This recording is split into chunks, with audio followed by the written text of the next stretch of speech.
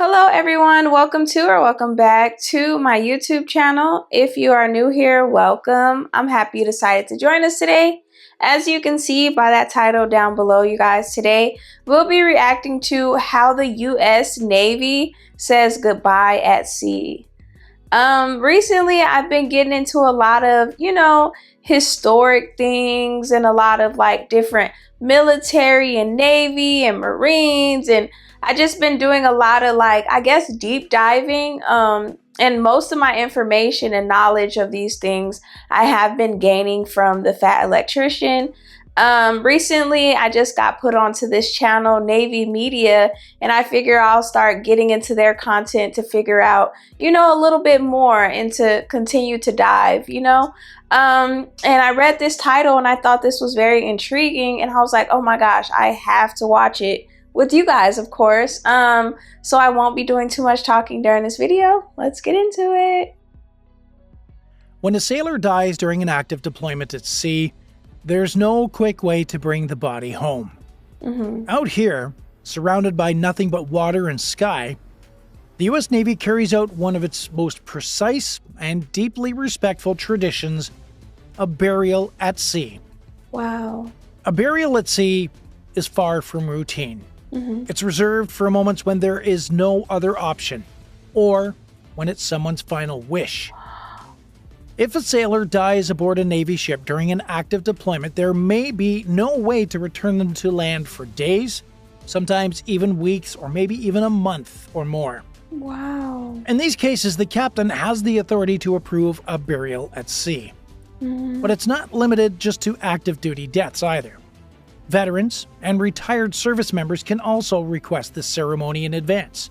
Many do. Some just want to return to the sea one last time. I've never heard of that. The place where they served, where they lived part of their life in uniform. The process begins through the Navy Casualty Office, which handles all formal procedures. For deaths of active duty members, that office coordinates with the ship's commanding officer and the chaplain. Paperwork begins immediately. Notifications are made, and every step is recorded with precision. For those who requested the ceremony while alive, their remains are transferred to a ship scheduled to deploy. Their burial is carried out while the vessel is underway, usually during calm conditions, and always with full honors.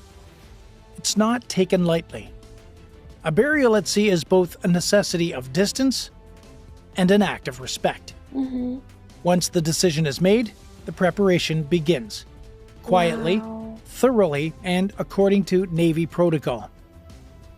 The body is first moved to a secure compartment on board. This space is known as the ship's morgue or temporary refrigeration unit. If refrigeration isn't available, the process is carried out quickly to preserve dignity. A small team, usually including a medical officer and a designated burial detail, begins with the cleansing ritual. The body is washed carefully and respectfully. No shortcuts, no improvisation. Every step is guided by written procedure, honed by decades of practice. Afterward, the sailor is dressed in their full dress blue uniform, the Navy's most formal ceremonial attire. The uniform includes a jumper, trousers, white gloves, and the appropriate rank insignia. All medals and decorations earned in life are placed where they belong. Even in death, appearance matters. Wow. At this point, the chaplain begins preparations for the ceremony. A short service is written, often drawing from scripture or naval tradition. The language is simple, direct, and non-denominational, unless otherwise specified by the sailor's records. Meanwhile, the bosun's mate, a deck specialist responsible for seamanship and ceremonial order, coordinates the burial team. He ensures that each crew member knows their position, the timing of the movements, and the sequence of signals. The bosun also manages the ship's bell and ceremonial pipe, both of which play a key role in what comes next. Everything is rehearsed in advance. Nothing is improvised. On a Navy ship, ceremony is built on discipline, and discipline is built on respect. Before the ceremony begins, the ship itself must be prepared. Out here, the sea doesn't wait, but for this moment, the Navy makes it pause. The officer of the deck gives the command. All hands, clear the deck. Normal operations stop. Non-essential personnel stand down. Only mission-critical systems continue running. The ship reduces speed, usually to around 5 to 10 knots. This isn't about ceremony, it's about control. A slower ship cuts more cleanly through the water. Less movement, fewer shifts underfoot, stability matters. The helmsman adjusts course, turning the ship broadside to the wind and the waves. That alignment minimizes rolling and pitching, making the deck as still as possible. There's no music, no broadcast, no announcements. But there is silence. Not the silence of grief, the silence of discipline. Weapon systems are secured. Flight operations, if ongoing, are temporarily suspended. Even engineering spaces reduce non-essential activity to minimize background vibrations and mechanical hum. The area where the ceremony will take place, usually aft or on the flight deck or fantail, is swept, cleared, and marked. From bow to stern, every sailor knows this isn't just a pause in operations. It's a transformation. For the next hour, this warship becomes something else entirely. A place of honor. A place of farewell. Wow. As the ship steadies, the crew begins to assemble. One by one, sailors take their places along the deck, forming a single line on either side. Feet shoulder-width apart, hands folded behind their backs, eyes forward, no movement, no talking. Each member knows exactly where to stand. This isn't casual, it's coordinated. From junior enlisted to senior chiefs, everyone follows a diagram issued in advance. The alignment is exact. It's not just about appearance, it's about respect through discipline. Wow. At the front stands the executive officer, or XO, next to the senior chief petty officer. I never knew any of this, and it's just so beautiful. It's so beautiful to just be aware. I didn't even know they did stuff like this. How many of you knew about this? Who knew that, you can say goodbye to, your loved one, at sea. The Navy, they're something different. They're special, they're unique, strong, brave, and different. For sure. Both are in full dress uniform, motionless. The chaplain takes position near the burial capsule. The honor guard, selected for their precision and bearing, stands to either side. The captain remains separate. He doesn't join the formation. His role is different. He observes, detached but present. There are no spoken commands once the formation is set, just the sound of waves and wind moving past steel. This isn't a performance. It's a posture.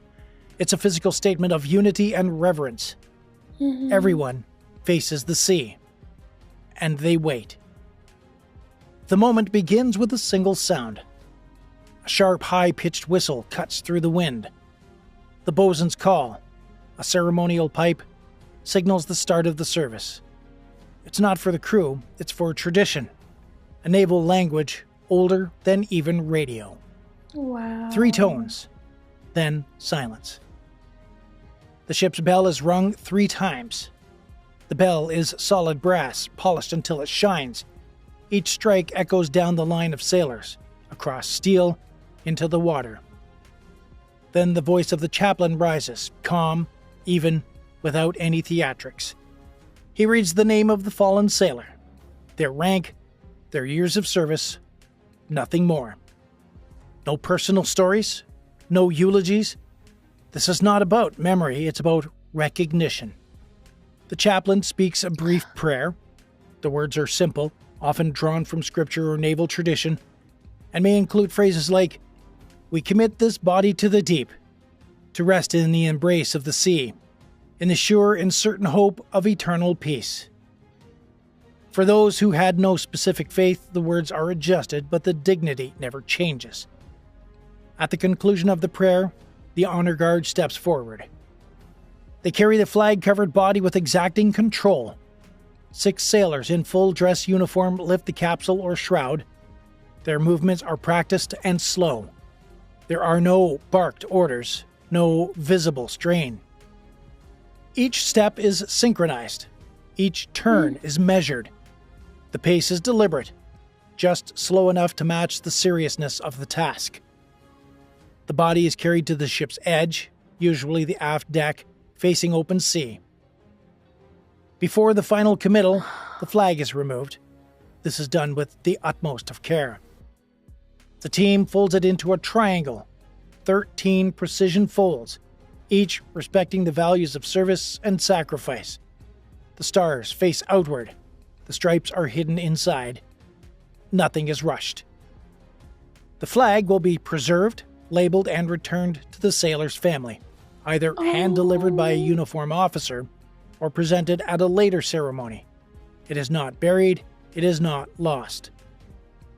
When the flag is secure, the captain gives a silent nod. That's the only signal needed.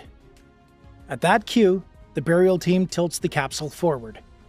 There is no sound, no final words, no music, just gravity and the sea. The body sinks below the surface. The formation holds position. No movement, no command, just procedure. In some ceremonies, the chaplain adds a final line. May this sailor find calm seas and a safe harbor beyond. In others, nothing is said. The silence is intentional. Unlike on land, there's no ground to lower a casket into. No bugle, no visitors. At sea, the ritual ends when the body is gone. And yet, nothing feels incomplete. This is the Navy's oldest goodbye. A ceremony not for crowds, but for the crew. Witnessed not by family, but by shipmates. By those who lived and worked beside the fallen, in the same corridors, under the same orders. There is no applause, no salutes after the drop. No one breaks formation. For a few more minutes, everything stays still. Then, one final sound. A single whistle. I would cry. It would be so hard for me. Of course, I would be quiet. I would be still. I would honor whatever I'm supposed to honor at that time. But I don't think I would be able to help, the tear from falling or the tears from falling. Do they only do this just for the Navy? Or do they do it for other branches? Like, that's something I'm curious about now. I've never seen nothing like this. And also, this might be a stupid question, but is the body actually in the casket? Is it secure? Like, if the body is in the casket, is it secure to the point where when the body is released, like, there's no sea creatures or anything that can get to it and open it, and you know where I'm going with this? I have so many questions, but nonetheless, this is very beautiful, very brave, very touching. And I had no idea whatsoever. My grandfather was in the Navy, and I did not know that this was even possible. Wow. A single whistle for the bosun, the signal to conclude. The ceremony is over, but no one moves until the captain gives the order. Because out here, the silence is sacred. The sailors remain at attention. The ocean has taken the capsule, the water settles, but the crew does not move, not until the captain gives the word. That word is simple. 2 words. Carry on. With that, the formation quickly breaks. No rush, no footsteps out of sync though. Each sailor steps off in the same order they arrived. No one speaks. No one needs to. On the bridge, the helmsman brings the ship way back to they're its original walking course. and sing. The throttle eases forward from 5 knots to 15. The engine's rhythm returns. Systems reactivate, routines restart. A warship becomes a warship again. But for a few moments, it was something else. A vessel of farewell. A place where time slowed and attention narrowed to a single moment. A single life. The folded flag is logged, stored, and secured for delivery. The honor guard returns to duty. The chaplain returns below. But the memory of the ceremony remains on deck. Imprinted in silence, carried in posture, understood without a word being spoken. Nothing more is added. Nothing needs to be. Just the sea, the wind, and the ship moving forward. There are no monuments out here. No headstones, no flowers placed at a grave. At sea, a burial leaves no visible mark. No trace but the memory of the moment. For civilians, that may seem distant, unfamiliar. But for sailors, it makes perfect sense.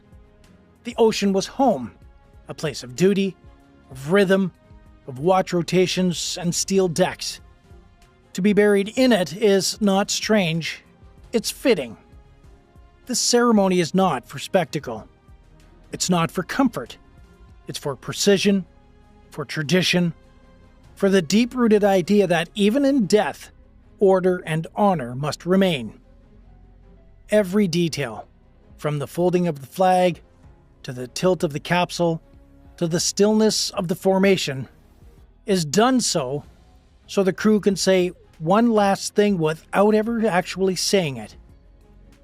You mattered. You served. We remembered. And then, wow. Carry on. Before we go, if you made it this far, show your respect in the simplest of ways. Drop a blue heart in the comments for us to honor those who have been laid to rest at sea. Or let us know. What do you think of how the U.S. Navy carries out this tradition? Are you surprised? Are you impressed? Very. Or does it feel just right? Thanks for watching. If this gave you a new perspective, give it a like and subscribe for more real stories from the world's navies. And if you want to go a step further and support the channel directly, please join the fleet. You get loyalty badges, priority responses, and help us bring more true maritime stories to the surface. Click join on our channel page and get on board. Seriously, thank you for being here. I'll see you in the next one. You guys, I gotta comment my blue heart. This was beautiful. Wow. I really am lost for words. I didn't know this was a thing. I love the way that they honor, their fallen soldiers though. Wow. Have any of you ever, or have any of you had a family member that, I don't even know how to say it, not buried at sea, but like, I don't know. Maybe that's the wrong question to ask. This was